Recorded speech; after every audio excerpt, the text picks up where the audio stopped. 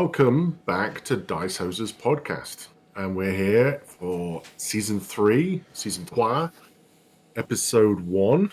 And we've had a great summer break and refreshed and ready to go, and especially because there's the Bolt Action 3rd edition coming out, and which we'll talk about a bit later. But for now, let's just catch up with the guys and what they were doing summertime.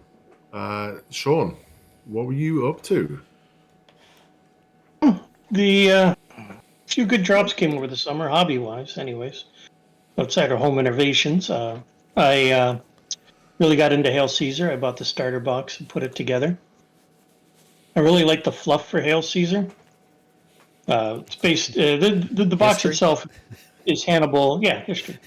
It is Hannibal crossing the Alps, but there's so much room for expansion in that set. I'm looking forward to where it goes. But I've started putting it all together. Put a little bit of the progress on the blog so people can see what's going on there. Mm-hmm. It's all about the Second Punic War. First Punic War is where Hamilcar told Hannibal, "I can't beat these Romans, then you better." And Hannibal took it personally, so we got a good box set out of that because that's where they drew that line between Carthaginian and the Carthage and Rome were living happily beside each other, and they had that little line drawn in Spain. They said, okay, this side's ours, that side's yours. And then somebody discovered silver on the Carthage side. And Rome went, well, actually, we'll take that little piece too. Then Hannibal went in there and solved that problem. And then Rome sent the fifth max flavorful guy to Carthage. And he ruffled his toga a little bit. And then, Second Punic War. And then they were figuring out what to do. They were sitting there deciding, logistic-wise, they'd already learned they were better sailors, but Rome was better soldiers. And somebody realized that nobody was talking about how we're going to win on land against the best soldiers in the area. He said, I think we're missing the elephant in the room. And Hannibal thought, he said, I think we're missing the elephant in Rome. And that gave him an idea, and that's why he crossed the Alps. But that's the box set that I picked up, so that'll be good. Looking forward to it. That's really most of my hobby wise, other than getting ready for Bolt Action. Did you get to go away anywhere this year? No, Okay. I went to a bunch of shows, plays in Toronto, musicals over the summer.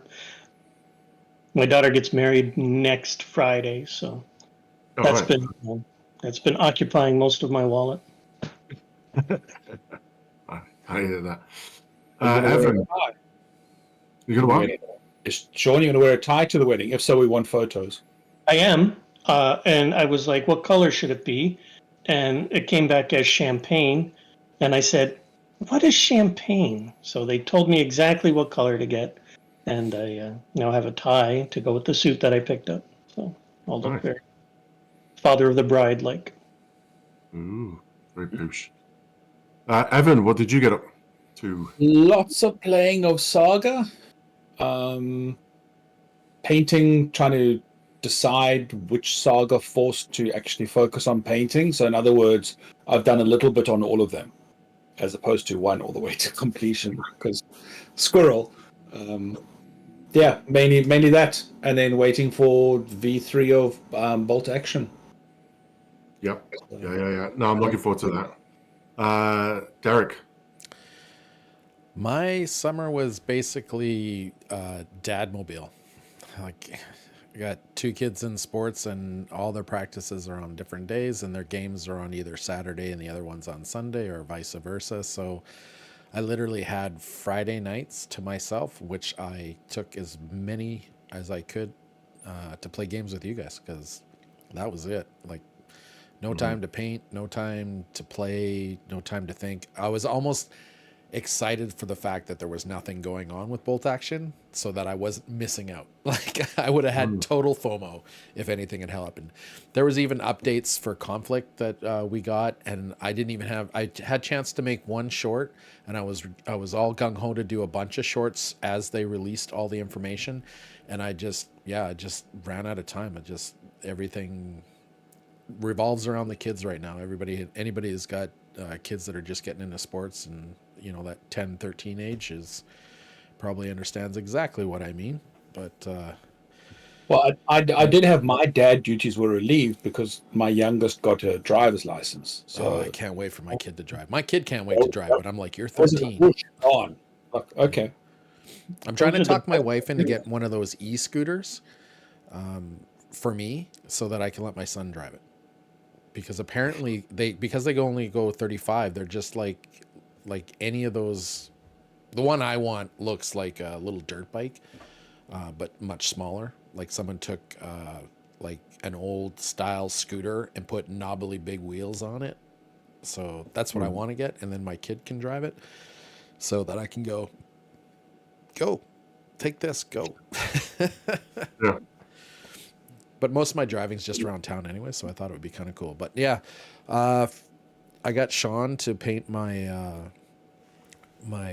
Epic, and he's Waterloo. finishing it off now, my Waterloo stuff, because I hate painting it. And he finished some of it off, and I made him some beer, so he's finishing off the rest. It's true. I painted a little bit of Saga. Did get the paintbrushes out a couple times. Almost managed to get 2 models close to completion. So yeah, that was it. Like I said, not an epic modeling gaming summer for me. That's for sure. Yeah. Yeah. Yeah. Oh dear. Well, I relatively had a good summer. I had a good vacation. Well, I did. My son did. My wife and daughter didn't. But we ended up going to the UK. I popped into Warlord Games head office. Went to Germany and Belgium and stuff. Verdun. That was great. And then some Saga, which we were practicing for Adepticon. But I got my painting was Epic Hail Caesar, so I've been painting some Romans up. Been doing my Hastari first, and then my Princeps are next. So I'm enjoying painting those. Completely different to Waterloo or America's of War. Very Ati and Principe. Principe, is that what they call it? These are hard in Latin. But that's right, because it's not Caesar, is it? It's Kaiser. That's Kaiser, right. yeah. That's right, yeah. You're right. So, yeah, so I've been doing that and staying away from Bolt Action version 2. Like, I was like, no, that's it, done. Yeah, done. Hot potato, like off it goes. Didn't go to any events or any tournaments. So I was like, no, version 3 for me is the reboot. So that's where we're at. So, yeah, had a good summer, so which is great. Right, so we did some catching up there. Hopefully, we've not lost too many viewers. Hopefully, you had summer. If you did, and what you got up to, let us know in the comments. Be interesting to know what you've been doing. Yeah, was anybody So- doing any bolt action, any painting in expectations of thinking something or another, whether based off a rumor or hopes and dreams, and did it or did it not come true? Because by the time this drops, most people should be starting to get the bolt action rulebooks in their hot little hands, so they'll be knowing if they wasted time or not. I'm just going to buy the starter box and go from there. It's a Yeah. good starter box. It's a good starter box. It It's is, a great yeah. starter box. So just a quick thing before we move on to what we're going to cover. So just an update on our agenda, our schedule for the season. It's pretty much going to be 90% bolt action. There'll probably be a sprinkling of Epic Hail Caesar in there once we've got those going. Maybe a bit of Waterloo, but 90% of it's going to be bolt action 3rd edition. So this episode 1, we're going to be talking about the mission selector for version 3. Our lovely friends over at Warlord Games got us a copy of version 3 rulebook, which we've all been like salivating over and been reading it and love it. I mean, probably sound like fanboys, but I'm a big fan. But we'll talk about that a bit later. But we're going to be talking about the mission selector today. And then episodes 2 and onwards, we're going to be looking at having guests on the show, but we'll keep those under wraps for the moment. But we'll also be covering the platoon structure. So next episode, we'll be talking about the rifle platoons and how that's used, and then we'll talk about artillery and heavy platoons and tank platoons and such. So we'll just kind of talk about how all those things happening. And then the last bit is that we'll be doing a Conflict 47 update each show, do a little focus, maybe having a little chat on that, as that's something that's looking really awesome and exciting. And Derek is an absolute crazy mad boy, fanboy for that. I am. So, I cannot wait. The names that they're bringing in too, a couple of them I'm not too familiar with, but the first three that they released, I was like, this is going to be epic. Yeah. And the biographies of the other people that they added this summer after the first three were really good. Like I can't wait. I actually want to go and start looking at some of their works just to see if I can figure out what they're going to bring to the whole storyline, because it's the storyline that's really got me, because I'm really hoping they go with it a certain way, and if they do, it's just going to be immensely incredible. And if they don't, I'm sure these guys are way more creative and brilliant than I am. It'll be even more epic than what I can imagine. yeah, I agree. And the guys that they've got, basically, is what they've built is a design team that's comparable to Games Workshop. Oh, Like, easy. Yeah. they've actually got Games Workshop 15 years ago in a room. Yeah. So these are all proven, tested games designers who know what they're doing with the. Where do they make it manufacture? okay Where do they manufacture their miniatures? in the UK. So they have their own factory there. It's funny, they're actually about 10 minutes on the same road from Games Workshop head office. The big behemoth there is adding a second factory, I think, too. Or they're expanding it, from what I understand. Yeah. So there's a lot of good stuff, and there's I think there's 7 or 8 miniature companies now in Nottingham. Nice. So there's a lot of. If you want to go and see the mecca of miniature gaming, you go to Nottingham. So anyway, that's basically show in a nutshell. We'll be doing Bolt Action, covering that. Any feedback or input you want to give us, anything you want to talk about, any questions, we'll cover those off. So send in your questions, and we'll. But to use this trivia, when you're talking about Nottingham, it's called the Lead Belt, that zone of England, because of all the miniature manufacturers that are there. Yeah. Although there's no longer any lead. I don't know why you can't call it a resin belt. Can't call it. No, it doesn't quite. Plastic belt. No, it just doesn't work. Well, this is coming from the same country who uses the Latin symbol for Libra Ponde as their pound symbols. Yeah, that's true. Everything's archaic. So the last two names that we didn't announce on the shorts that I wanted to talk about was Gav Thorpe, who wrote he got a David Gemmell Award for a novel he wrote called War Beast, which I am in the process of looking for. And was the other Roger Garish. Now, Roger Garish I know from Judge Dredd. Yes. And he was also one of the co-authors of Achtung Panzer.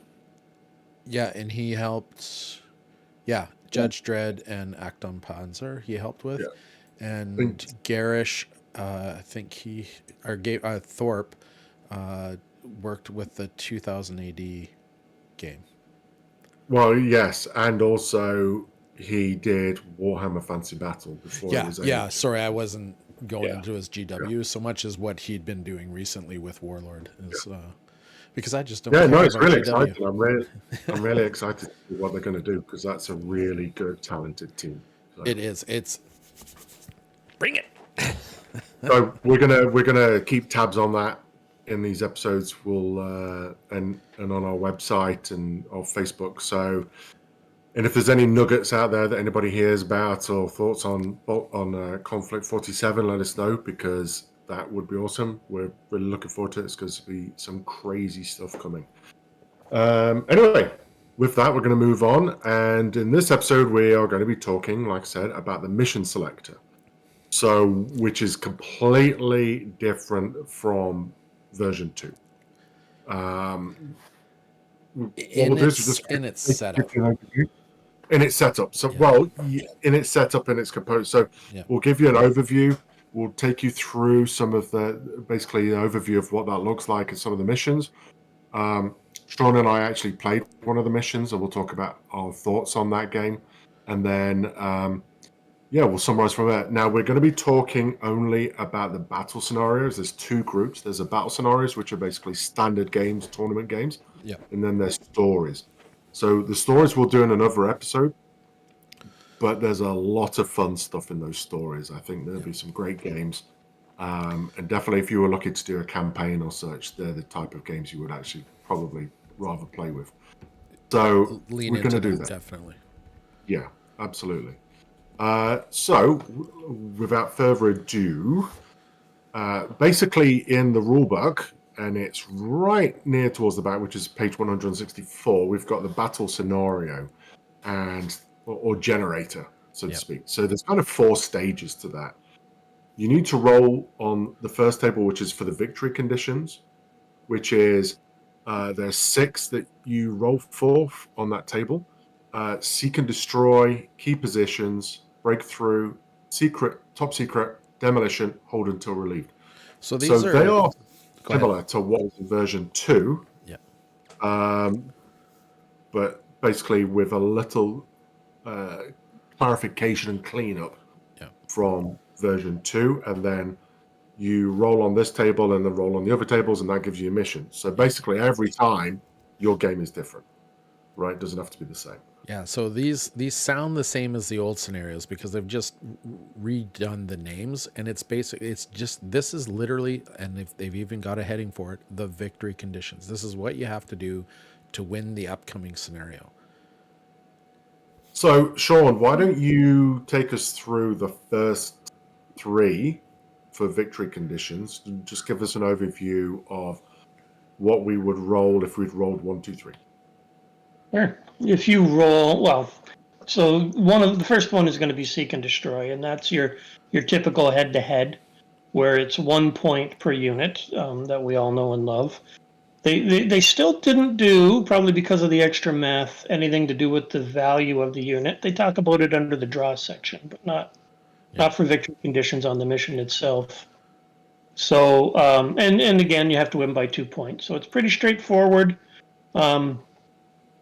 So list building wise, when you think about this mission, you're thinking, well, I don't want to give up too many easy victory points. So as much as nice as it is to have 20 dice, if 6 of those dice are going to cost you 6 victory points to a machine gun, then maybe not. The next one would be key positions. I like this one because it's a random number of objectives. They suggest the 25 millimeter tokens. You scatter them around a foot apart from each other, half a foot from the table edge.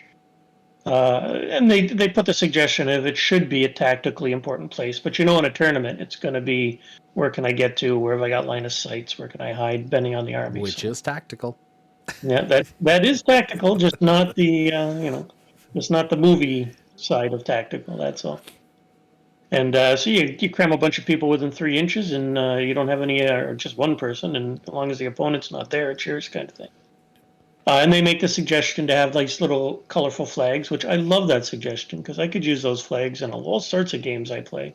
So I think I want to make little red and blue flags for just generic use.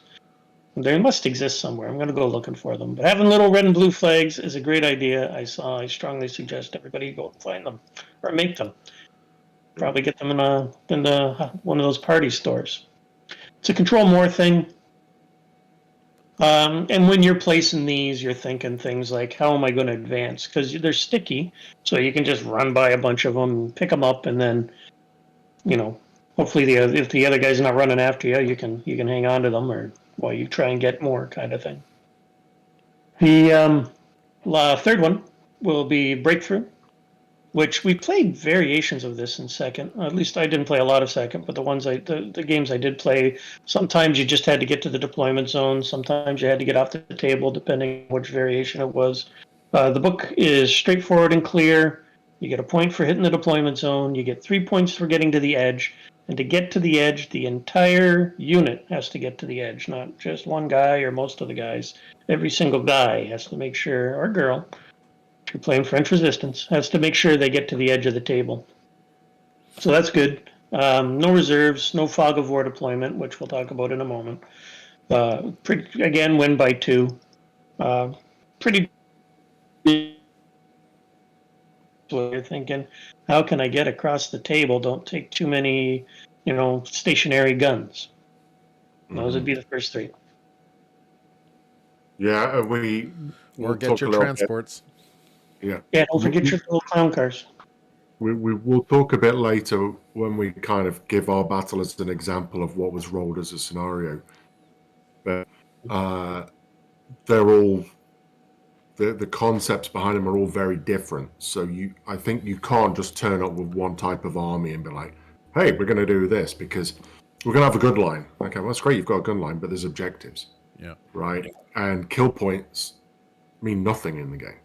So in that scenario, technically, unless it's a draw or unless your tournament is organized that, but to win, it's take an objective, right? And I wouldn't be adverse to, if you're doing a 3-game tournament, there's 6 on the table, have 2 conditions on every table. Yeah, no, that's true. That's a good point. And just one thing before we move on, objectives, how they describe them in the rules is that they're in the scenarios is that they're a 25 millimeter base, could be represented by base or flag or whatever you want, and then it's 3 inches from there. So it's 3 inches and a bit. I think you could probably, depending on if you're in a tournament or whatever, just put down one of those 3-inch kind Ply of plates. template. Yeah. Well, 3 Yeah, inches is fine. enough. It's 3 inch plus 25 millimeters. Which is 3 what, inch plus 3.5 inches. The same thing they did with Age of Sigmar with the edition that just dropped. They said it's a 40 millimeter objective, and you have to be within 3 inches of it. So everybody went out and made discs that were 40 millimeters plus 3 inches. Yeah. So it'll be kind of the same thing. Yeah. Yeah. And the thing I like about it as well with that objective is completely like not only is it random the number you roll for that battle, but also the fact where you place them.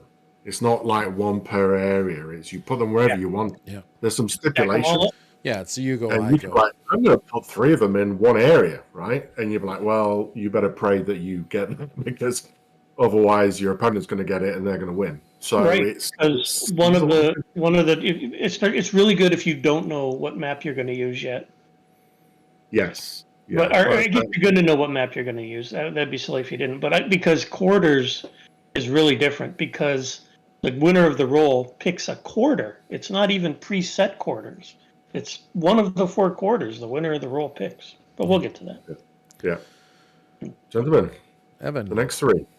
Cool. Next 3 are there is Top Secret, which makes me think of the movie from the 80s.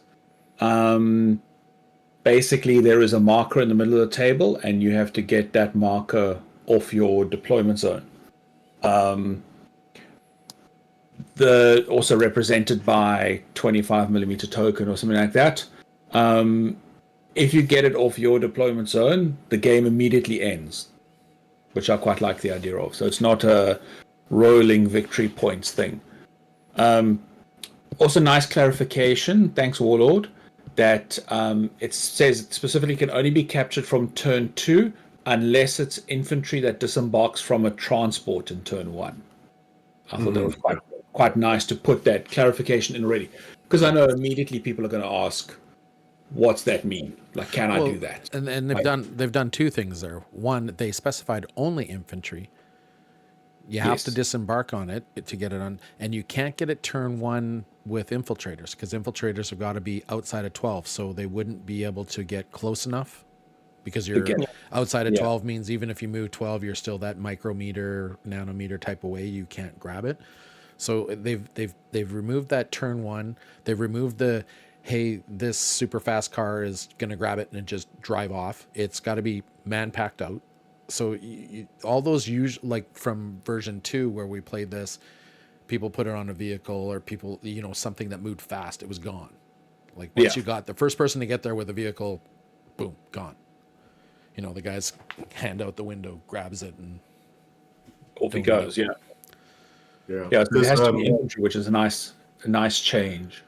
no, it was typically in tournaments, Top Secret was not popular no. because it was one of those that sometimes it was look at the draw and who got there and got off, and it was the games could be 2-3 turns. So it was. So I don't know if we'll see that at I don't tournaments, think we'll see it at tournaments. but I do find it an interesting game. Yeah. Right. I'm going to jump to the one of the three that I it's just a bit, for me it's just average, is the hold until relieved, which is the last one, which is there is a strategic objective in the middle of the table. You must control it at the end of the game to win the game. So it doesn't matter if your enemy has held it for however many turns. Last game you get it, you win. I mean, last turn you get it, you win. The one I really like is demolition. So you have to basically both sides have a base of operations, and now you need to start thinking. So it's going back to what you were saying, Craig, about your army list composition, because effectively you have to defend your base of operations, but also take out the enemy's base of operations. And then you dice roll, and the loser has to set up more than 20 inches away from the center of the table. So they're going to be on the periphery somewhere. I really like that one. I think that one's going to see quite a lot of use because it's forcing you to bring a balanced list and start thinking like, who do I leave behind? Who do I push forward? Yeah. Yeah, and I think we'll talk about attrition points in a minute because I think that's something that can flip these tournaments, these scenarios as well. Totally. Yeah. Yeah. And then there's a seventh, which basically, if you are hardcore crazy and you can't roll it, but basically it's you want to go on to boss mode, you can actually play a scenario where the victory conditions are all the 6 that we've discussed above. So it's pretty much points for taking top secret documents, points for destroying an enemy base, points for taking an objective, points for getting off the table edge. Like if you want to go insane and try it out, that's the enemy's deployment zone as well. Yeah. So all of the So what do we think of these 6 victory conditions at this point? What do we? I know we're still going through and playing this stuff, but without play testing a lot of them, I can see 2 that are going to be avoided in tournaments, just because they're hold until relieved. That's the one where the last person that holds the objective wins, right? But you can contest it if you're within 3 inches. There was a similar one in version 2. What I found was the person who gets the last die runs up to the objective and just contests it. It's just such a draw magnet that you're going into. Like nobody's going to win this scenario, and you're going to go into the attrition points. So a TO, if they're going to run that, has to be very clear that here are the secondaries, or here are the things that people don't normally think of because they just think of, hey, I've got this mission. Oh, it's a draw. Oh, well, and they forget sometimes of the attrition things. And the other one is, well, maybe it will be used. It's the very first one, Seek and Destroy. That's usually something everybody ends the day with because your brain is on mush. You're not thinking, and you're just rolling dice and taking things off the table because there's no thought pattern in it. If it twitches, shoot it. Yeah. If it doesn't twitch, shoot it again. See if it twitches. Yeah. The other one, I think maybe adjusted by TOs would be the key positions. And I think the only adjustment would be a fixed number of objectives per table. Like the TO rolls it so that everybody's got the same amount, so it's even across the board. Maybe they set it up prior to the game starting. Like this might be game 1. You come in and the table's already set up. The objectives are put out just for speed, because that's another thing that's just it's not that it's not good. I agree with Sean. It's very good. It's just the added time to the overall tournament to do that setup that cuts into game playing time. Like if you got your 2 hour or 2.5 hour time limit, setting up 7 objectives back and forth, figuring it out and double guessing and everything else, it just takes such a huge chunk of playing time out that I don't know. I think that'll be, if you see that at a tournament, it's going to be one of the, it should be the first one, and the TOs have already got it set up and it's already down. There's no arguments. Everybody's got, I would like to see odd number. Like there's either Yeah, five, 3, 5, five, 7, 5 or 7. or 5 or 7. Yeah. Yeah, 5 or 7. Just because then you have that chance of like, you're not going to tie. I'm going to sit on my 3, you sit on your 3, game's over.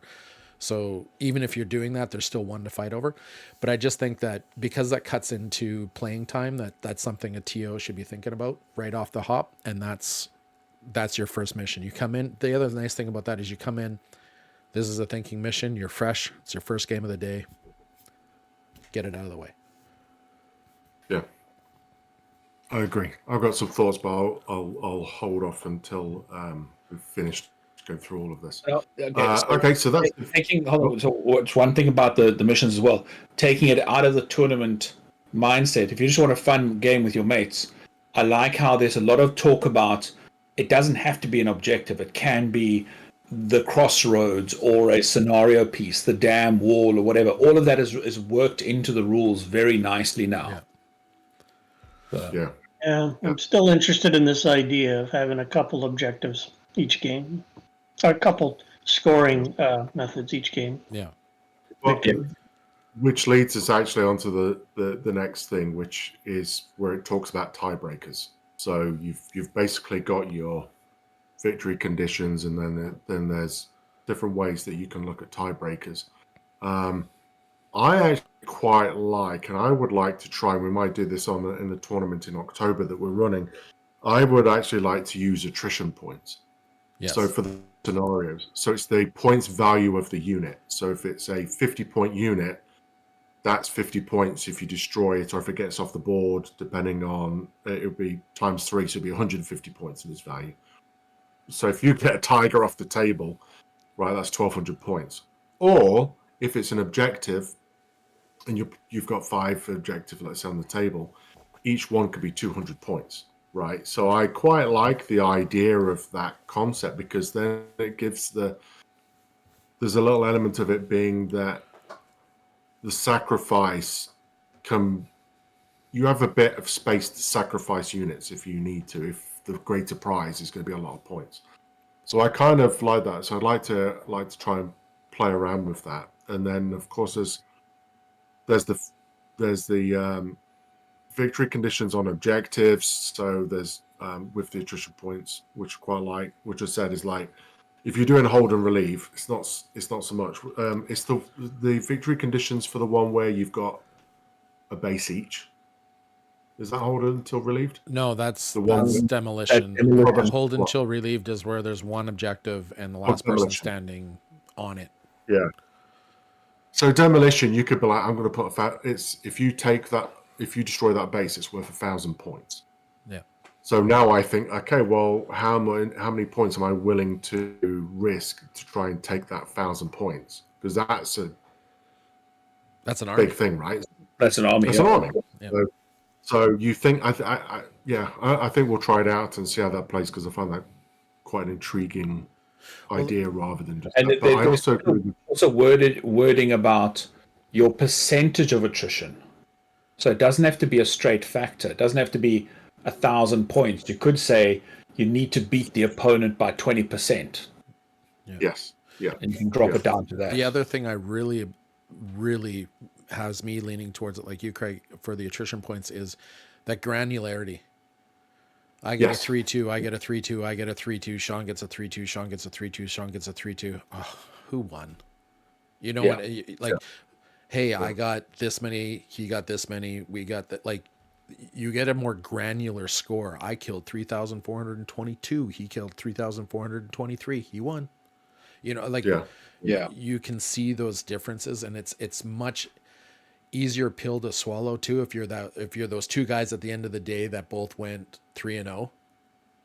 Yeah. And it's not, oh, I was doing these secondaries and I didn't think they mattered because I got my 3 or I got my win, right? And then the guy that maybe got lucky because he played that one army that had a whole bunch of cheap, easy to kill platoons, and he came out with extra platoon points.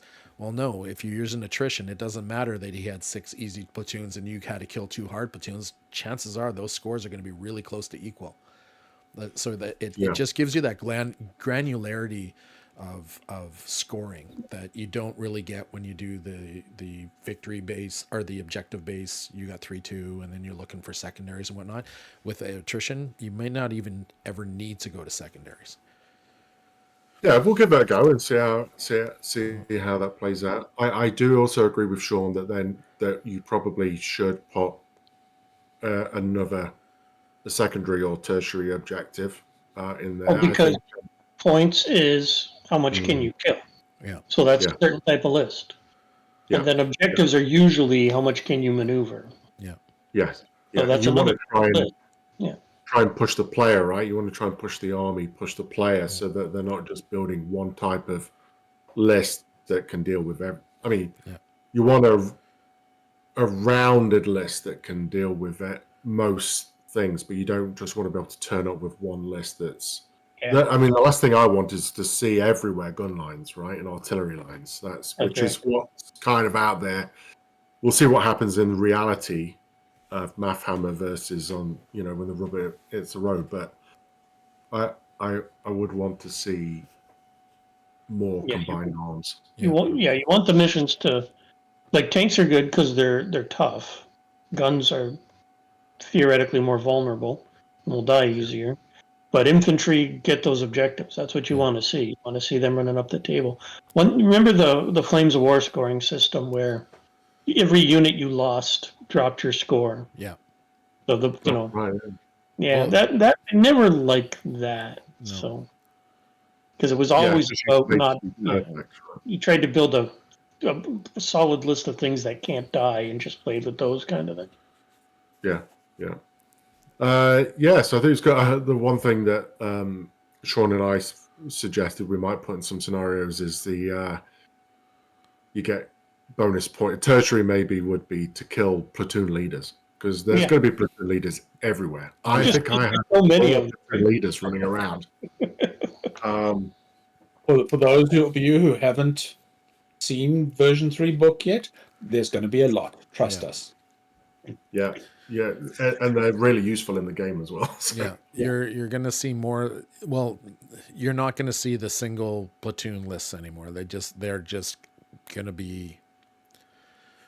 They're going to be as about as popular as the 4 platoon list was in version 2. Like it is a complete flop, and they've made. There's no penalty anymore. It always felt like you took a platoon commander in version 2. It was like everybody went in experienced if they could, unless somebody made the rule that you have to have the average rating as everybody else. That was the only thing that kept it around. But it was always a tax. Now it's like, I want these guys. Yeah. Or they have a use. I don't necessarily want them, but they're not. It's not a tax. Yeah. Unless you're playing Seek and Destroy, because then it's an easy victory point for everyone guilt. Yeah.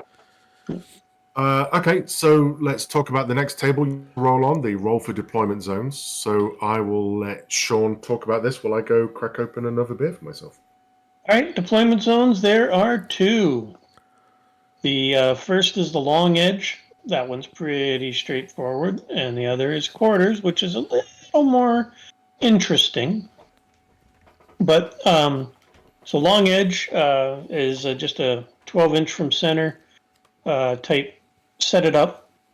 The thing you're doing here when you're setting up is you're looking for what line of sights are there.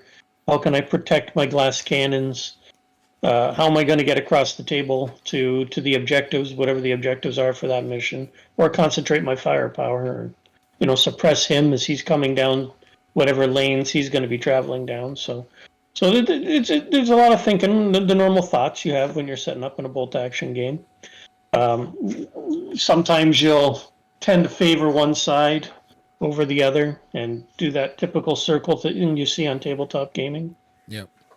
And then the other is interesting because of the way you pick is corners, where you get a corner 12 inches from the middle of the table, so it's the further up the side, Yeah, divide basically. those. 18-inch. Yep. So you are it's 18 from the center. No, Oh, our eyes weren't very good. We called it 12. that's 12. 12. What's 12? That's a 12-inch circle. So yeah, no, Somebody it's 12. else's eyes aren't good. You're all right, Sean. Okay. Good. So you divide the table into quarters. One Put a 12-inch circle in the center. That's a no man's land. And when it Player A comes to, picks a deployment zone, and then player B gets the opposite side. right, so like I'm saying, the interesting thing is you've got 4 quarters. So whoever wins the die roll picks one of the 4. It's not just going to be one of 2. It's going to be one of 4. And that is, so you're either picking what you want or you're forcing your opponent to take what you want them to have, depending on how the table is set up, which is kind of cool. But here's where army list matters. If you take a Russian gun line like Craig did, and you're in a corner, you don't have the full breadth of table covered with your guns. You can get kind of get hemmed in with everything starting in the corner like that. So you have to really think about that when you're setting up to make sure you get to cover the whole table, because now you got 2 directions sort of thing you got to look in. And when you're playing quarters, the other side of the table tends to be closer to you than the other half of your side of the table is. Mm-hmm. Yeah. So when player A picks his quarter, the other player gets the opposite kitty corner. Kitty corner. Kitty corner. Yeah. Everybody that's listening to this podcast is old enough to know that reference, and if you don't, go ask your parents. So because sometimes when you play quarters, people can take the one beside you or the one above you, but in this one, for bolt action, it is always kitty corner. There is no other option. So that's what Sean's saying. Like, you can force somebody into a side, or you can take the side you want, but corner or the corner. Sorry, the corner you want, or the table quarter you want. So now you see how you roll by the victory conditions you roll, and then the table deployment you roll. You're already changing the game. Yeah. Right. You're already adding the number of different types of scenarios you can have. So, So because now you're up to 12. You went from 6 victory conditions. Now you got 2 tables you can play on. Now you got 12 different scenarios. Now, one thing that we've not said, it's important, there's what's called the DZE, which is the deployment zone end, which basically means that your table side, so if you're thinking your long table edge, that's your DZE or DZE. And if you've got a table quarter, your DZE is that back line. Yeah. That not the side, it's the end. Yeah. So there are, in the scenarios and stuff, there is description of what comes on the DZE. So when you're trying to get off the table, for an example, it's getting off the DZE. It's not getting off the table other side. It's not running over the halfway line and jumping off the edge of the board. Yeah, exactly. You still have to all the way. So it's really good how they've done that. I like that. So. Cool. Okay, and then we go on to the third one, which is the deployment type, of which we have 3. So on a 1 to 3, you can get meeting engagement. A 4 or a 5 is prepared positions, and then a 6 is fog of war. So who wants to tackle meeting engagement? That's pretty much simple. I'll take that. It's meeting engagement. Like everybody says, you declare which of your units are going to be off in reserve, because your front scouts are on the table looking at what's going ahead of your forces, and they clash, and then everybody else comes charging onto the table behind. So with this, you're not going to get infiltrators. Any units are in reserve. They're not part of your first wave. So it's very similar to all the old missions in that first wave stuff. This is where DZE is also defined again, where you can either come on with a run or an advance order. If you're playing quarters, you can't come on the side. You have to come on that back edge. It's Yep, it's pretty easy. Oh, hold on. Easy to understand, so it's pretty cool. And I at first look, and it'd be interesting when we get into this and people really start the rules lawyers really start to get into the wording of it and how the period's in the wrong place or the comma's here and should be there and stuff. But I feel at this point that it is a lot, and this is in general for the book, is a lot clearer in general. Like I was able to read it and understand it and take away what the principle is. I might be wrong. Maybe people are going to be like, this is crazy and this means this. But I found that it was very easy to understand and they laid out the scenarios really well. Sorry, I Of what lied. to do and what- Meeting engagement does allow the infiltrators, as long as they're not in reserve, to be deployed. Yeah. As long as they're 12 inches from the enemy units, just like before. I place mine. Now I've got a 12-inch bubble. You have to place outside of that. Well, we'll talk about infiltrators in a minute because it actually, after this section, it tells you how the game phase starts before Yeah. you start the game, which is really good. We really needed that. So, Yes. so prepare positions. Who's up for that one? I'll take this one. So basically, it's a roll-off. The highest declares which are going to be in reserves, can be up to half. Then you also have to declare which are infiltrators and which are mounted in transports. Then opponent does the same. Then you put order dice in a bag for every unit that is not in reserve, mounted on a transport, or using infiltrators rule.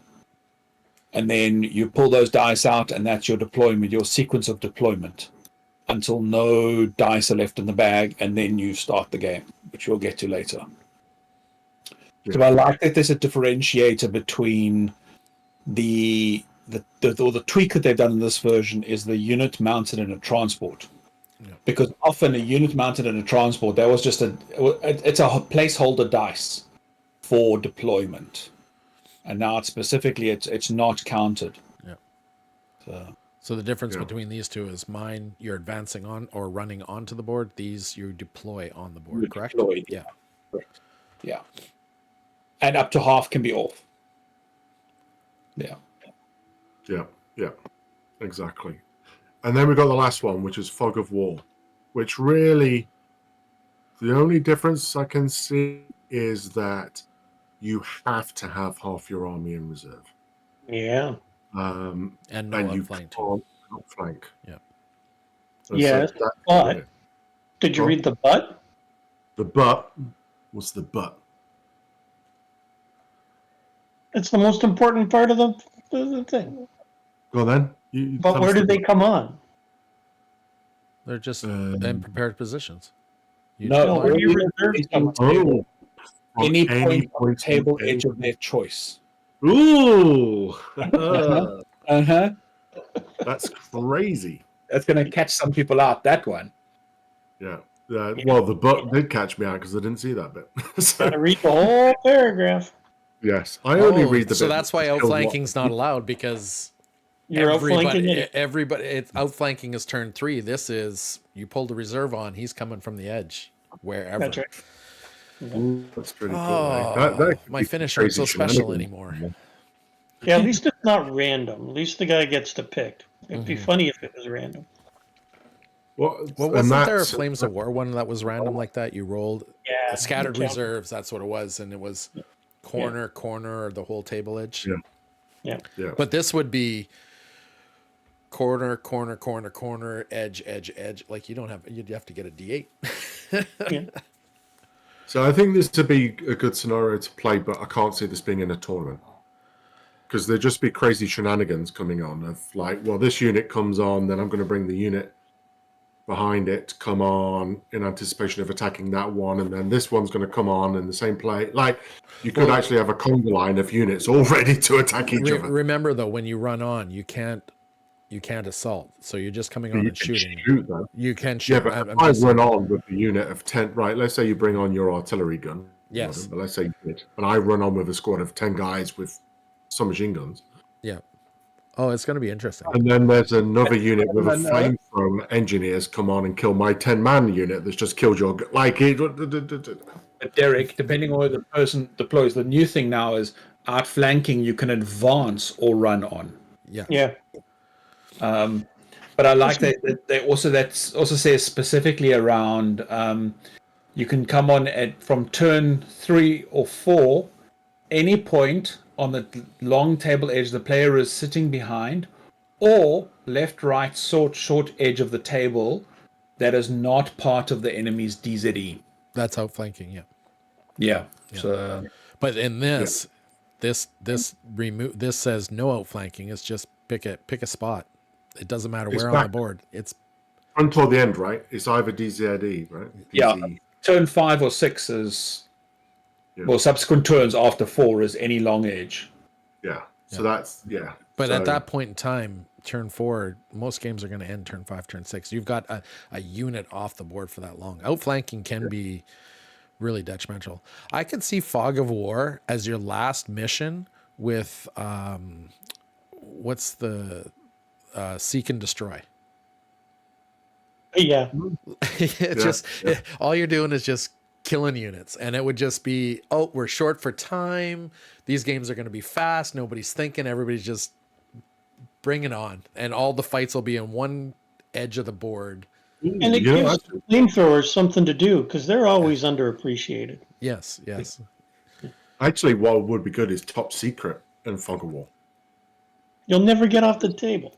Well, exactly. You're just going to be killing everything. Every right? time you go to get close to your edge, somebody comes on in front of you.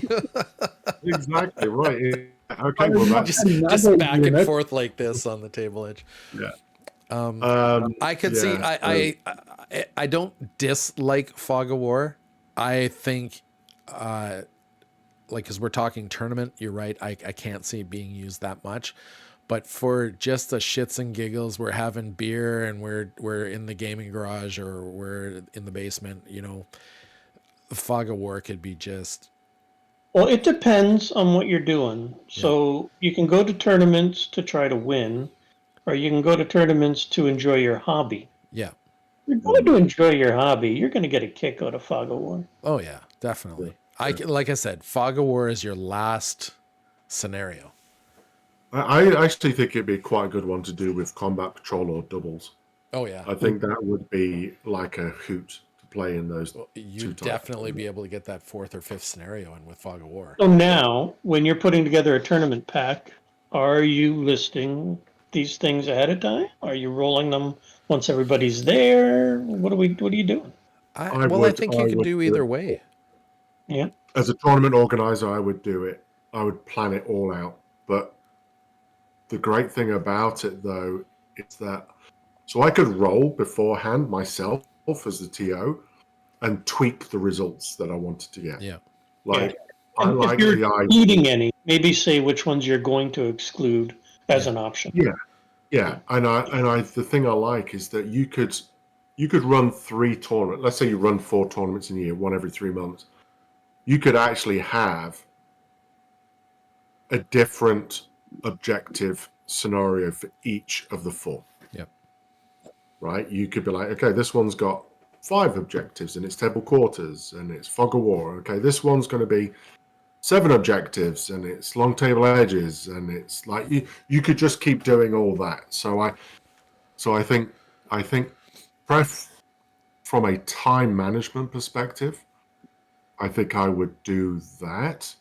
But if we were doing like a Combat Patrol or doubles where there's a bit more flexibility and more fun to it, then I would actually be open to rolling to see what you do. But you'd have to do it. I think everyone would have to play the same scenario. It's just that you would have to, you as the TO, you're the one rolling, because otherwise you would just get this weird points thing. If you rolled one scenario that's kill points and you get that, and then somebody else is playing a draw scenario, more likely to get a draw.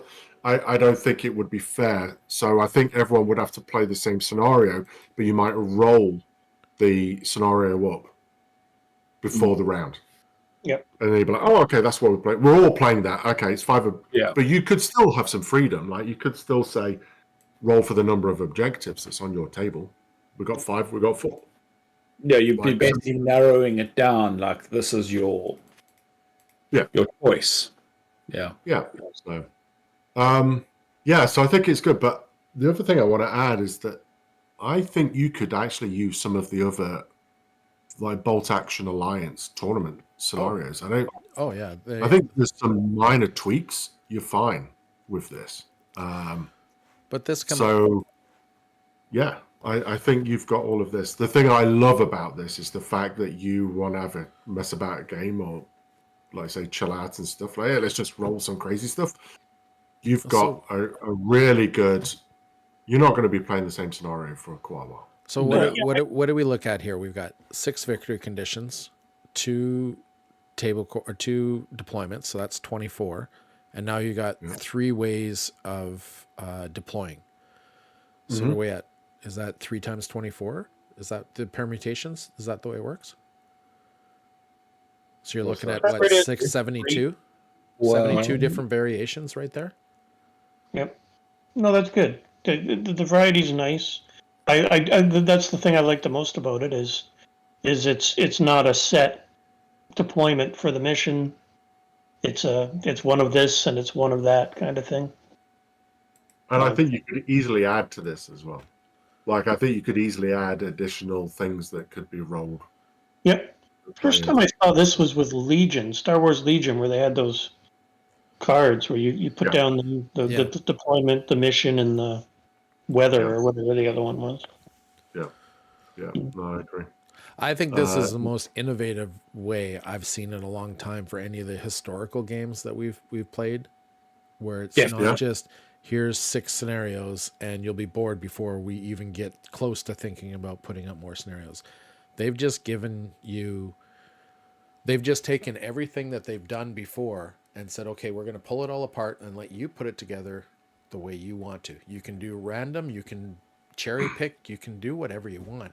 And I think that's absolutely just another feather in their cap for what they've done with this version. Mm-hmm. I'm going to be total fanboy and say I am super impressed with this because this is nothing that I expected, especially based on the scenarios they've given us in the past, in the first 2 books. This is a step where somebody was actually thinking about, okay, we've put this game together. How are we going to let them have fun doing it? Because not everybody can think of scenarios. Not everybody is that creative to do missions. Not everybody wants to be playing the historical. Some people just want to throw dice and they just want to be told how to throw the dice. And this just gives you that. And this doesn't even talk about going into the story the story scenarios that are further on, like the more campaignish like things. Yeah, just I agree. Kudos.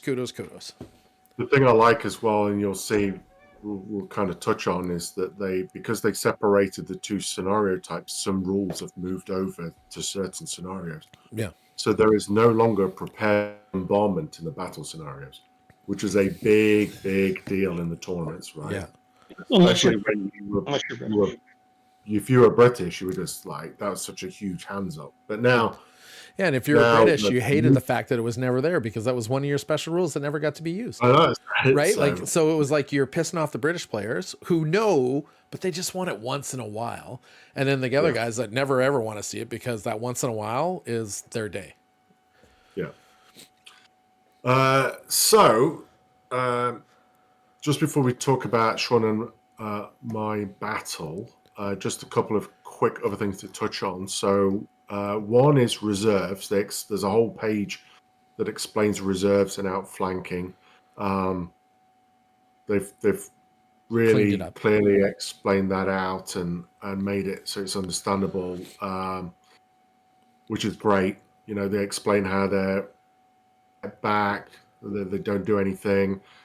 You've got to give them a down order if they're not doing something. That they come on in turn 2, that they still get the -1 for taking a leadership test to come on. You can only come on the DZE. I can't figure out which way I'm going to go. DZE, DZE, DZNE. I don't know. DZ. We're not Americans. Dizzy. I'm going to call it Dizzy. Dizzy. Yeah, we'll call it Dizzy. Dizzy. And then like, was it units cannot exit the table during the same turn in which they arrive from reserve. for Yeah. for the Fog of War deployment, if you're playing Get Off the Table Edge, you come on the table edge and then just walk back off. That's why. So you can't Yeah. come on the back table edge and then just I like the fact that Beautiful they, loophole. yeah, leave it to me to find the loophole, and they actually closed it. That's awesome. That's the forethinking that you never really saw from Warlord games before. yeah. Oh, That would have taken exactly. 6-7 months to get a clear FAQ, and everybody else would have been saying, "Come on." I like how they explain the mortar team and the artillery and the spotter move, how they move on at the same time. If you don't Yeah. have a tow vehicle, you can move on 6 inches. Like Yep. they've really kind of laid that out, which is good. Same with They've taken outflanking. all of those old questions Yeah. and actually answered them.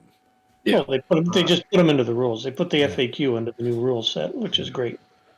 Another thing, outflanking, you no longer have to, which was so in version 2, you would say, so you would write down, let's say you had 2 units going in outflanking, and you'd say one's going on the left, one's going on the right, Or both left or both right. You had to or write it both down. left.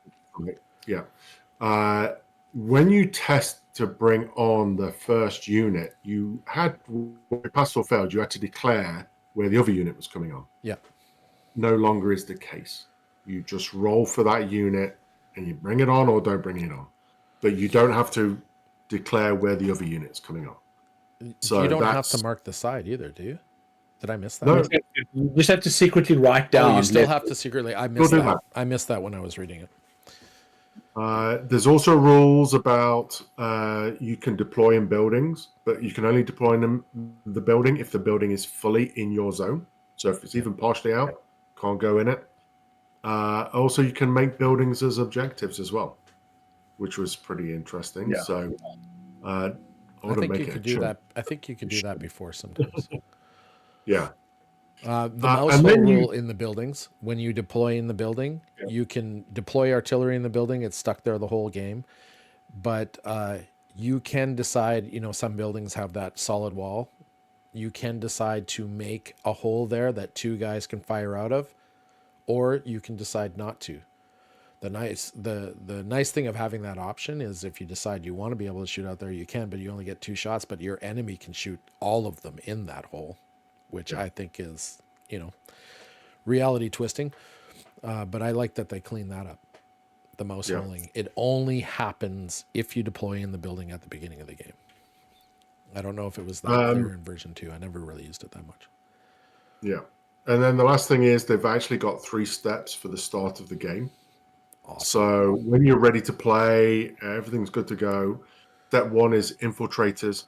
So you take your infiltrators, which are spotters, forward anyone with the infiltrate rules, snipers, forward artillery observers. You take a dice, each of them. You put the dice in the bag for both players, and then just like you would deployment, you take out the dice and that you place. So you can actually. It was really cool because Sean and I did this, and we had to do it. And we're like, oh, this is really great. No dice rolling. No. When does it actually go down? It's the first thing to go down. Same So- rule as before. Once you're down 12 inches, nobody else can deploy within that 12. Yes, but the other thing as well, though, is that with the infiltrators, you could place them anywhere on the table. Right? So, yes, you've got to be 12 inches apart, but if you're insane, you could actually put it on your opponent's side of the table.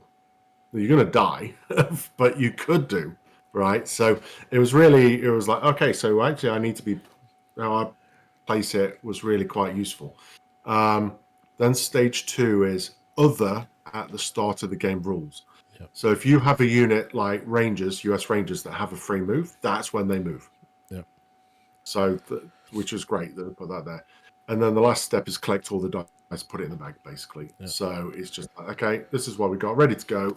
Let's go. Yeah, and at the start of other game, if I have Rangers that move and you have something that does something, then we both roll a die. The winner does theirs first. Yes. Yeah. Just in case, not 90% of the armies probably don't have an at the start of game thing, but if it happens that you have 2 of them, roll off, highest roll wins. Yeah. So to give you an example, Sean and I played key positions, quarters, and meeting engagement. And it was his Germans versus my Soviets.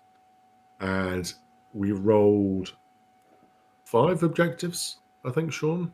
No, 6. 6 objectives, right? Because it was 3. Yeah. And the thing about it is you're like, well, I'm not sure who's going to get what table side, who's going to get where.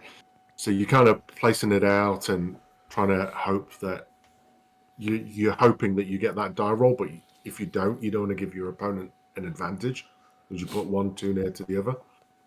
So, but I loved it. I thought it was a really good game. I love the new rules. The shooting with the 4+, you actually feel that tanks and anti-air tank guns have more part to play in the game. Because you always before like, oh, I need 6s and then a 6. And it was like, okay, well, this is kind of useless. But now you're like, I don't care if there's a wall in front of the tank. I still only need a 4 as long as I've not moved. Right. So it was really good. It was great. But is HE that much more dangerous now? I've had a feeling after reading through the rules that guns that could fire HE because you don't like you only need the 4 to if hit. You're firing direct. Yeah, but you get cover for direct fire. Where indirect you don't. So if you're direct firing your HE, they still get the saving throw. Yeah. Yeah. So there was.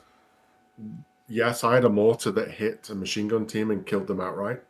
But I had a forward observer that had the best forward observer roll I ever had. It came in like turn 4. Being Soviets, we get to roll and 2d6, choose the highest for range. And I think I had 12 inches. And I got 2 6s, which is basically a heavy howitzer 4-inch template. So I wiped out 2 squads like in one go. It was just like whoop whoop, and I've never had 2 squads go. I think that was like 15 guys or something like that, just gone. So that made a difference because that actually it didn't make a difference in the fact he took that objective that I had, but it made a difference that he couldn't then come around. Oh, removing any 2 units is always going to hurt somebody. Yeah, that was the bottom of 2 when you did that. Yeah, and we were only paying 1,000 points, so I'd be interested to try the 1250, which is what Warlord Games seems to be suggesting for some of their games, for these games now. But yeah, it was. I loved it. It just felt like it was refreshing. It was like, this is bolt action, and I really love it. Yeah, it felt a little small because my list was 3 infantry platoons. And you lost 2 right in turn 2. So it was the rifle platoon, the weapons platoon, and an armor platoon. So a Panzer III and I want to say it was turn 4 because for 2 rounds it didn't come in. It just moved it. I moved it, so I was just like, well, I'm good. Yeah, I put mine down and it rolled an 11 and walked off the table. That was came off the table. Yeah. So I was like, yeah, well, yours sucks, but mine didn't. Yeah. But I did find the forward observer useful because I was able to use him for my heavy mortar as well. So we found in the end game when you're down to your less models, all those platoon commanders and observers are suddenly Lieutenant Spears, and they're just running around. Of course, he modeled them all with assault guns because they left out you have to pay points until the rule books come out or the other books come out, which is unfortunate. They should have put it in. It's not that big of a deal. Spotters to make everybody pay for their your LTs. Yeah, okay. I thought you said spotters. Your LT and the team. So the LT in the team comes forward observer as well comes with whatever they're armed with, right? Yeah. So I'm doing forward my observer. Waffen. Yeah, sorry, not spotter. Yeah, I get. Yeah. So I had all my forward observer, my lieutenants. They're all armed with submachine guns, and so you're going over and contesting an objective, or you are. I had a big squad of Soviets, so he had 2 units, 1 unit of veterans and 1 smaller unit, and I had 2 on one side of a church, and on the other side of the church, I had 2 units of Soviets, but nobody wanted to run around the other side of the church. So these guys are on ambush. So I just run around with my Ford Observer, and I'm like, "Do you want to shoot me?" And he's like, "Well, no, because I know your big unit's coming." So I shoot him, right? And then I send an LT round, and I'm like, "Do you want to shoot my LT?" And he's like, "No." So I shoot him. So I'm killing and pinning, putting pins on, which doesn't mean too much, but It does add up. -1 on a to hit is a 5, so it makes a big difference. So it and in the end, I was able to then go around and get the hits on him. So that's one change we'll have to clarify right now in the rules. Pins, it doesn't matter if you have 1 or 6 or whatever. It's only -1 to hit. They don't stack anymore. That's right. Yeah, So, yeah. Then there was something I had about 7 pins on one of your units, and I was just like, and it was Getting just close. Well, that was the pretty Paris. close, but it was like, meh. Okay, I'm still going to shoot. That was the vets, but it was the last turn. Yeah, that's right. Yeah. Oh, that's right. And I had a 3rd lieutenant because he ran into the church with a submachine gun and was shooting through the window. So I had 2 LTs and a FOO shooting at 6 shots at point blank with an assault weapon. So I need 2s and 5s, and he's getting no cover, right? So it starts to build up, and that's while my 16 Soviets are on the other side of the church, just waiting to come round. So Waiting for the boss man to pop off so they can jump in. waiting for the That's right. commissar to say, "Okay, your turn." Yeah, you go now. yeah. We found some more ammo, chaps. But it was a good game. It came down to the last turn. The only thing, I think, Sean, you agree with me on this one. They've made it that it's 6 turns with the possible on the 4+ of going to turn 7. Yeah. I think sure for a standard game you could do that. I think for tournament games I would probably do a 5, and on a 4+ it goes to a turn 6. Because most games are over by about turn 4 anyway, or on the way. It's just really how much am I going to win by, or can I get a draw out of it? Yeah. So I think if you take it by turn 5, and then you might get that lucky. I don't think you need 7 turns. Don't need it. But yeah, no, I give it a big thumbs up. I really enjoyed the bolt action game. It was great to play it. I love the new rules. They're a lot clearer now. I've got to rethink what's going to be in my list. I did use everything I had, so I had snipers and mortars and Zis-3s in infantry and machine guns, and the snipers. They had a snipe-off duel, which I won, but after that, the sniper was useless. Right, couldn't see anything. Yeah, so it was good. So I've got to rethink. I need to put some maneuverability in my list. I don't really have any. I think I need a tank. 1250 would mean I could get a tank in there. So you played one game using a set scenario that you'd rolled out. Yeah. Knowing how the scenarios can change so much, do you think there's going to be those set lists, or you think people are going to have to increase their army base at home, like their unit size, because they can't just build this one 1,500 point list or 1,250 list and use it at every tournament? Or do you think they're going to have to go, okay, these are the scenarios I'm going to face. I'm going to need something that's mobile. I'm going to need something like, you know what I mean? Do you think there's going to cause even more variations in the list building? Or do you think it's going to, Gurkhas win all? That being said, we don't know what Gurkhas do. This is obviously a version 2 reference, but how after playing one scenario and seeing how it can change, what do you think the meta is going to be like as it goes forward? I've no idea what the meta is going to look like.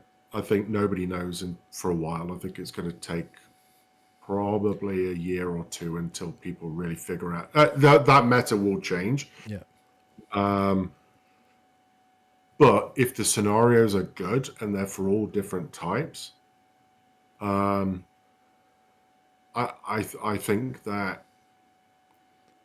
think a big part of it is going to be actually combined arms, that you can do everything. Because if I've got to be able to take objectives and hold objectives, and the thing is like people go, well, I've got Nebelwerfers and I got this, right? No, admittedly, as Germans, I'm going to get some Nebelwerfers, but if you get within my minimum range, my double woofers are useless, right? If you just go, I'm going to go straight towards you and get within your minimum range, you nebel woofers or your cartouches.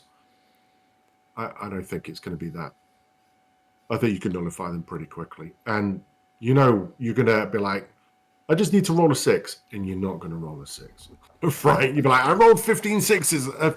I had 15 chances to roll a 6. I got none. Yeah. And you'd be like, and then you get wiped, right? Because the opponent's just gone and run for it. So I don't know. I'm hoping it's going to be more combined arms. I'd like to see a bit more tanks out there. But I'm really excited to see what's out there. I'm really excited to see what's going to happen, because nobody knows anything. Yeah. They've made tanks easier to take, but I don't know if they're going to be efficient to take still.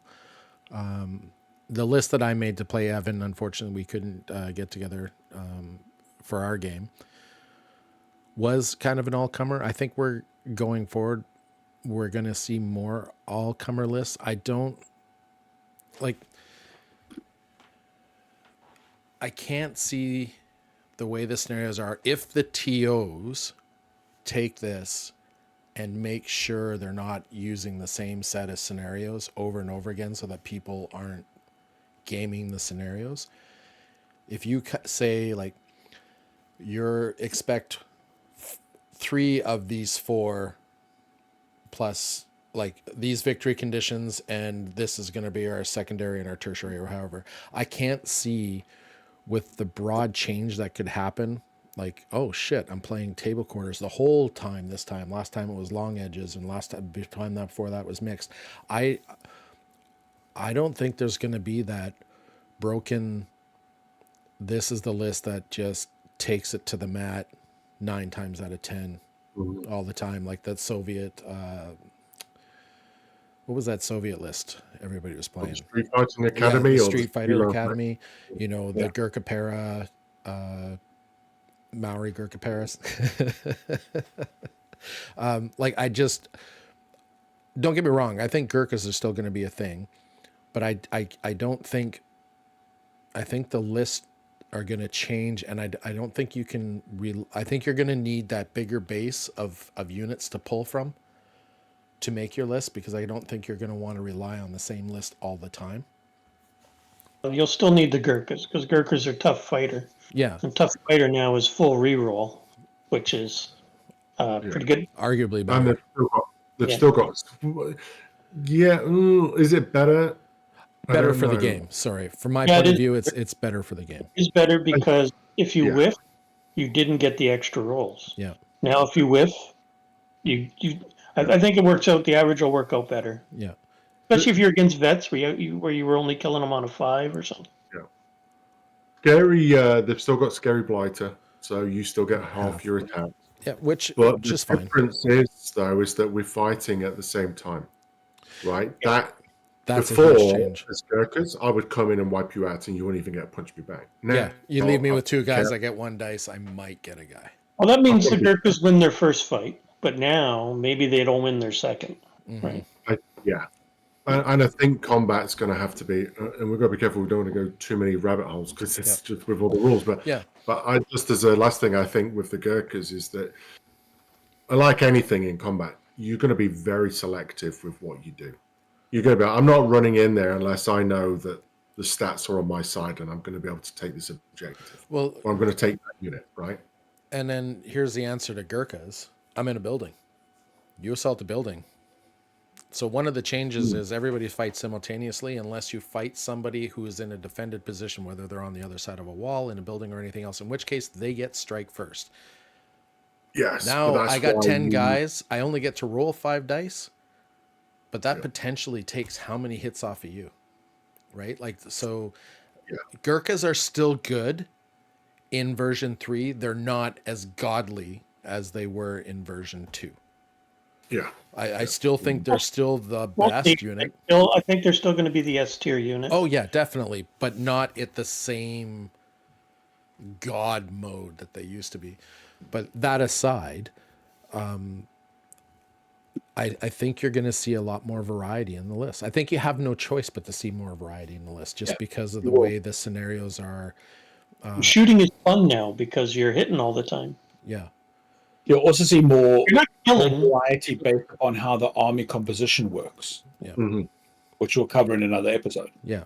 Yeah. So back, and this was, like I said, my question was supposed to be more based on the scenarios, based on how the scenarios can fluctuate and change from one, even just garage games. Yeah.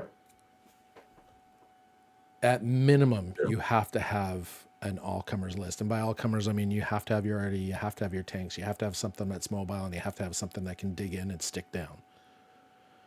Yeah, and it'll take you 6 months to figure out what plays, unless you're some savant who knows what they're doing, right? And there are those that will be able to just look straight at it and know what they're doing. But Yeah. the majority of us are not that smart.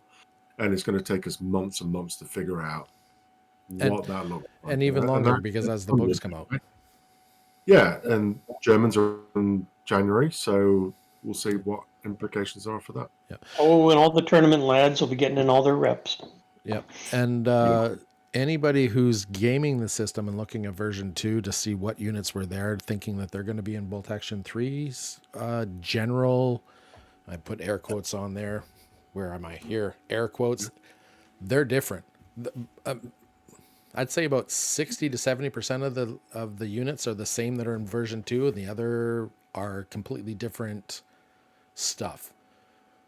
So I'm not saying those units obviously were in World War II. They will come back, but they're not in the core rulebook. Like there's a lot of units that are like, oh, they put this tank instead of this. They put this artillery instead of that.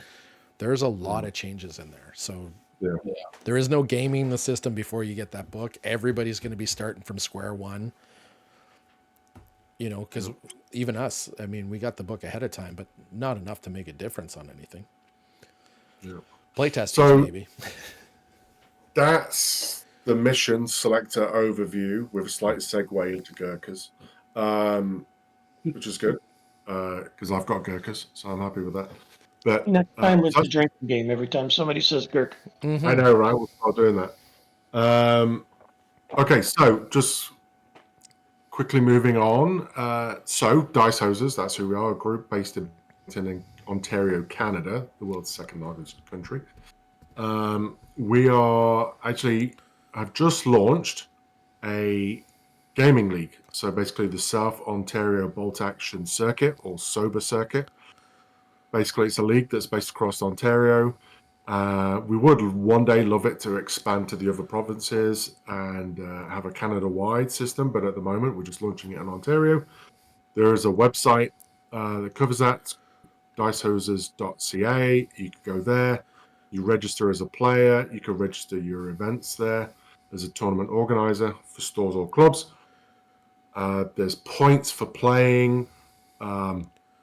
Points on the number of attendees, the points for where you ranked in that tournament.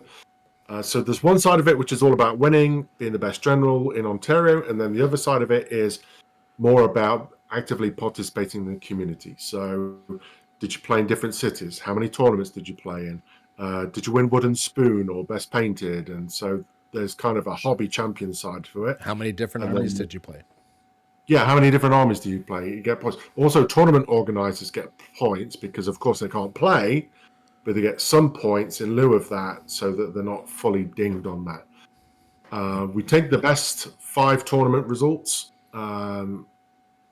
for players, and so you could play 20 tournaments across the season, but your 5 best is what is counted, and from that, and then we select the best Ontario General, the best Axis General, the best Allies General, and then there's the best Hobby Community Champion. So And- that's and kind we'll of give what you we're a doing. big cheers. Yeah, we Yeah, toast them. And we'll toast them on the last episode of the year. Yeah, Or- and there's premier events, and at those premier events all across Ontario, you get bonus points. And the one that the awards are given and is the end of the season is Danger Close, which is a tournament held in Burlington. It's a 2-day GT, hosted by Dice Hosers. We're just working on the venue now. We're pretty close to what that's going to be, but that's late September. I think it's the 27th, 28th of September, so it's right at the end of the season. awards, wrap up the season, kick off the new one, and so it could be a lot of fun. So the big thing is turn up, play, get points, expand on the community, make new friends, and have fun playing Bolt Action across Ontario. Give So people that- a reason to get out. Yeah, get out, have some beers, meet some people, talk history. Get out of your basement. Yeah, Talk history with me. I've got all sorts of good stories. Some of them are even Yeah. true. Yes, right. So we're all registered, which is great. I love it, and we've got some people already registered. So yeah, that's good. And the website lists all the sober art rules, guidelines, how to register, and also on the website will be the standings and there's the events calendar. So all that's happening there. So that's the sober circuit. And Sober, just as we not sober. Yes, sober. Yeah, sober. As we exit this, let's just talk about some hobby and what we're getting on. So, Derek, I'll hand this bit over to you. Yeah. So going forward, sure everybody's got some hobby plans on what we're going to be doing for the next little while. So it's always interesting what Sean's going to be doing because he's the speed painter of us all and probably one of the better painters of us all. All the practice he gets. Sean, what are you working on? And is it Star Wars? No, actually, I haven't done a lot of Star Wars lately. I am doing. We're doing a Frostgrave campaign in the falls, starting next week. So Oh, training up nice. some monsters for that. Yeah, we've been meaning to play Frostgrave for a while, so That's awesome. we're gonna get that done. While we are kind of playing with BattleTech at the same time. So that's going on. Age of Sigmar tournament on the weekend. The Hail Caesar box. I have one more unit to do, or one more thing to do. I've got to do the Scutari, the Iberian Scutari for the Carthaginian side. Then that half of the box is done. Then I'm going to do the Roman half and get that done. And then you guys can actually play because we'll have two painted armies. Because you don't want to play. You can play without painting and Well, put them because they together. come molded pink or red and blue, right? Yeah, but then you're never going to paint them because they're just, you want to paint them on sprue. Otherwise, it's going to take you, I don't know how long, but it'll take you long. But it's fast on sprue. You go through units. I just took a break to get the unit done for that Age of Sigmar tournament next week, but then I'll get those Hail Caesar dudes done. And then, of course, I just bought that, pre-ordered the starter set for Bolt Action. So Battle of the Bulge. the Germans first, I think. Yeah. Yeah, it'd be German. Oh, but my Italians will be in play as soon as the PDFs drop too. So Yeah. Excellent. Evan, what do you got going on? More Saga? I need to finish painting off some Saga, and then start on Winter German, which I bought earlier this year, in prep of this. So, Nice. yeah, lots of assembly and painting. I'm hoping to get some painted because there's a tournament coming up in November that Sean and I are going to team up for. So more details to follow. Which one's that one? Is The that one the at- double? the doubles at Mecha Games. All right. And But they said they're going to announce more details in October. is that Saga Yeah. or Bolt Action? Bolt Action. Because you guys are pairing up for Adepticon. Okay. Yeah, we're preparing for Adepticon, yeah. Yeah. Excellent. Craig, what do you got on the docket? Taking a break from Epic Hail Caesar at the moment. I have to admit I've enjoyed painting Romans.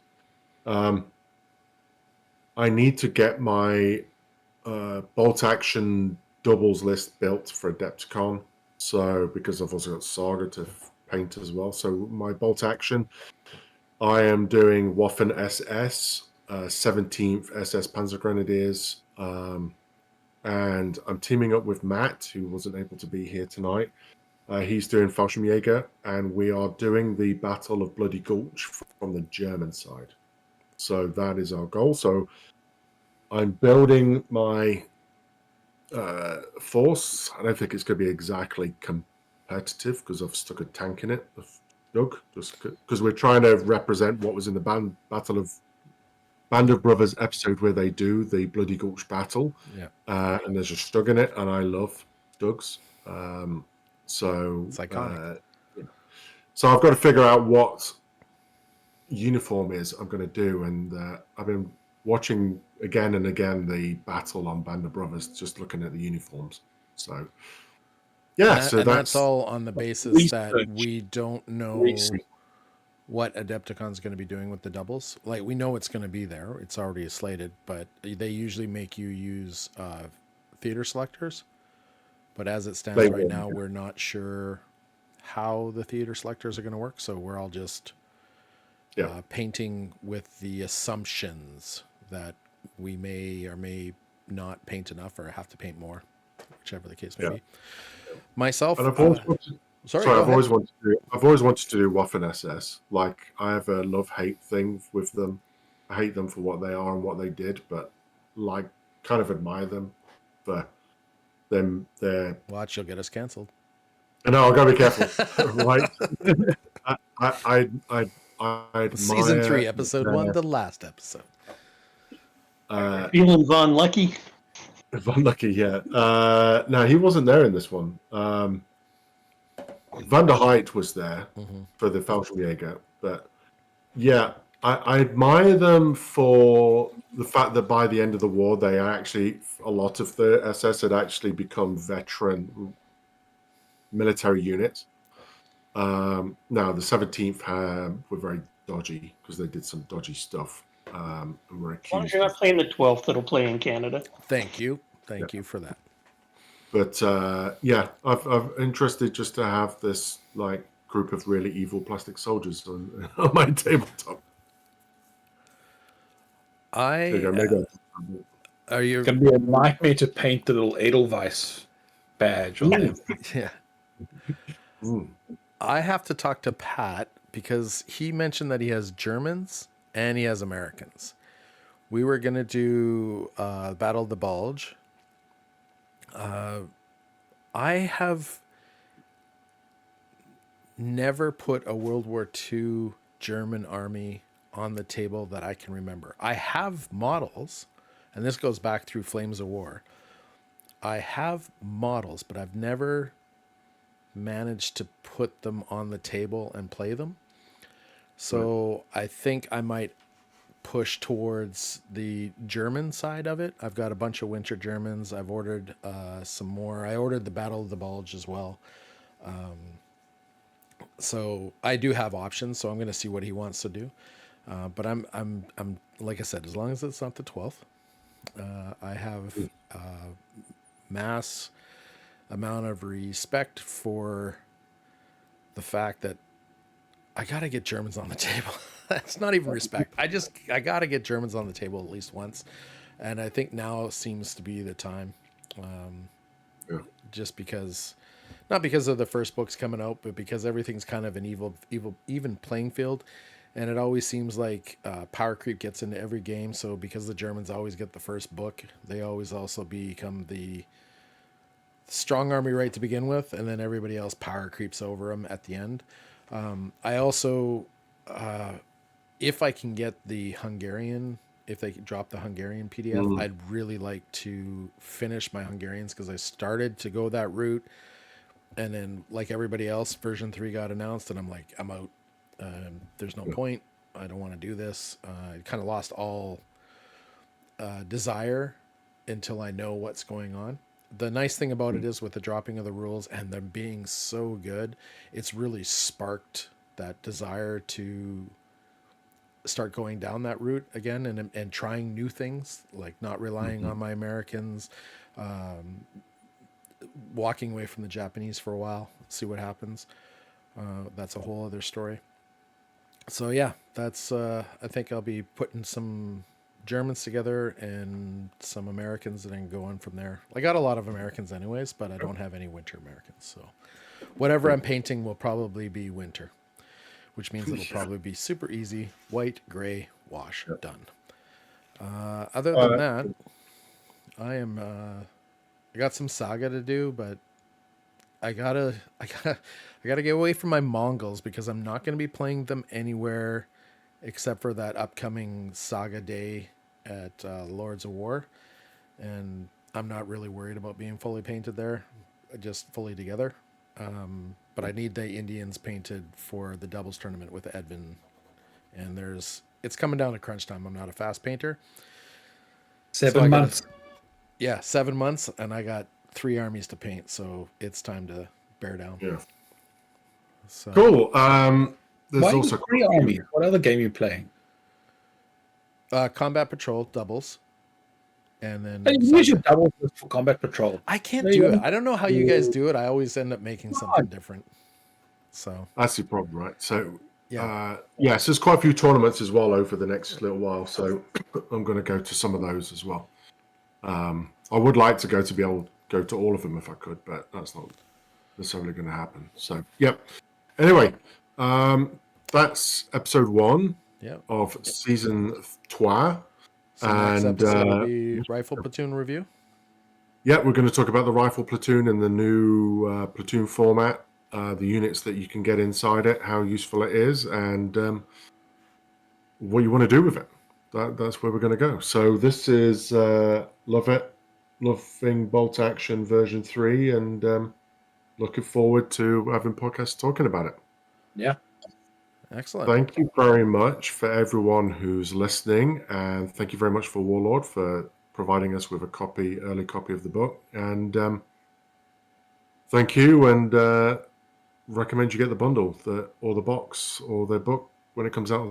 You September won't be 28th. disappointed in any of those purchases. That's for sure. Correct. Okay, see you next time. I do.